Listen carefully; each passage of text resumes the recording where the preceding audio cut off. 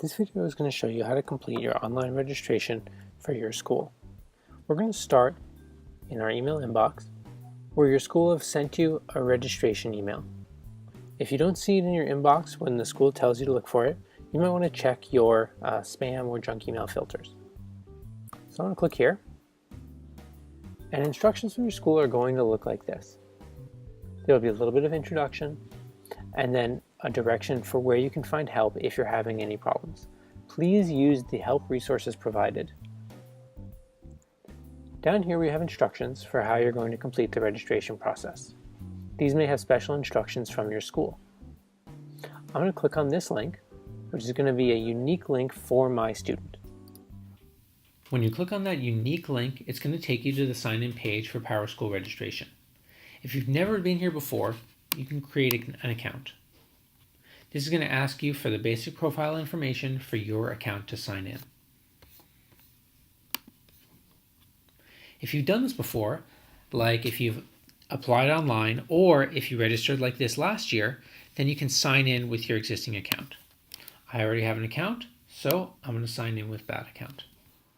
If you happen to be taken to the dashboard after logging in, just go back to your email and click the unique link again. On the next page, you'll be asked to authenticate. This is a way to make absolutely sure that the right parent is registering for the right student. So I have to enter the birthday for my child. Make sure you have the right birthday and make sure that the school has the right birthday on file. If you get it wrong a few times, your record will be automatically placed on hold. Now, since I've done registration before, it's going to ask if I want to import my family information. This will save time because it'll bring in my phone numbers, addresses, and other information saved in my profile. There's also going to be a lot of information that's been preloaded from the school. I'm going to start from scratch just so you can see what that looks like. This first page provides an introduction and an explanation of how the form works.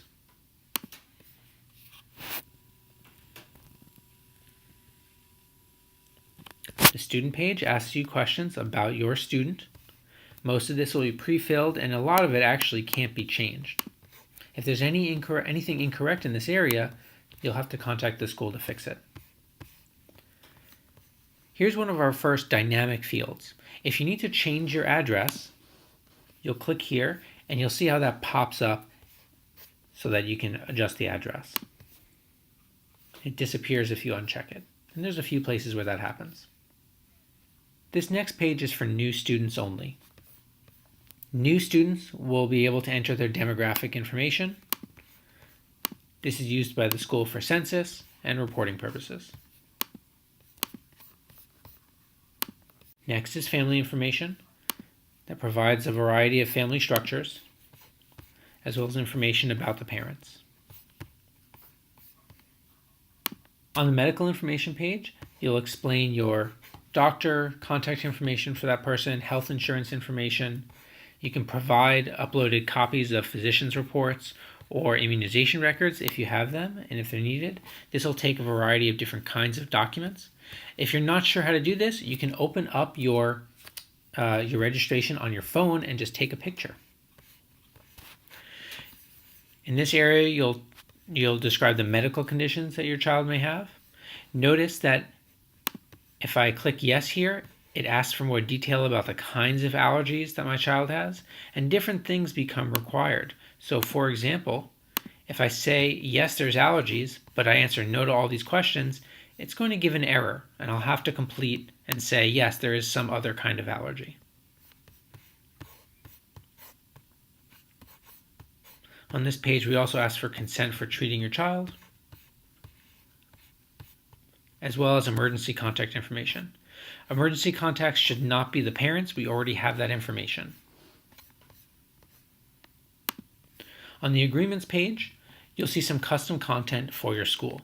For example, if I click on this registration packet link, it'll take me to a list of documents that are specific to your school.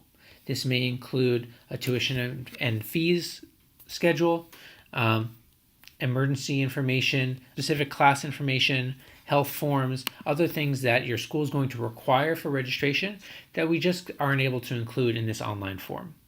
Be sure to check your registration packet and complete anything that's required by your school. You'll also be asked to agree to a variety of policies for your school and perhaps provide consent for things like walking field trips or leaving campus on their own at the end of the day. On this page, you can also choose to make a donation. This will be added to the registration fee you pay at the end of the process. On the next page, we have a new feature for this year, the tuition agreement. Here we're going to be able to do tuition contracts all within this online form. You're going to see your particular family's total tuition added up for all of the students. You'll only see this for one student in your family. If you have more than one student in your family, you'll see them all listed out here. In the middle of this page, you'll see the actual text of your agreement. And then you'll be asked to select a payment plan.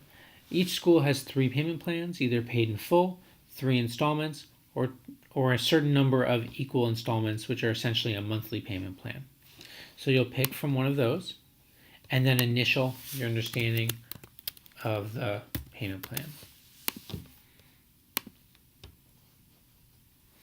On this page, you'll sign and agree that everything you've entered is correct and that the signature is equivalent to signing a legal document. On the next page, you'll be asked to review all the information you've entered. Note that it's telling me I haven't completed my form, I haven't submitted all the required information. It's going to tell me in a number of places that I didn't enter information. Look for these red marks that show required to ensure that the form is completely filled out. Once I've done that, I can go to the payment page.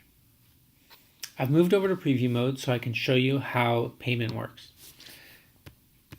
If your school allows online payment, you'll be able to choose from credit card or electronic check, or you can bring in a check to pay your registration fee offline. It's going to show a registration fee that's determined by your school and whatever you've chosen as a donation amount. If you select credit card, you'll have an opportunity to bring in your credit card information. Once you hit submit, it'll take you to a page that reminds you about opening your registration packet and turning in all required documents. You can also click this button and you'll see a printout of all of the information you've entered for registration. If you have to complete registration for another student, you'll look for an email just like the one you got that started this process. You should receive an email with the snap code for each student. Thank you, and I hope you have a great registration experience.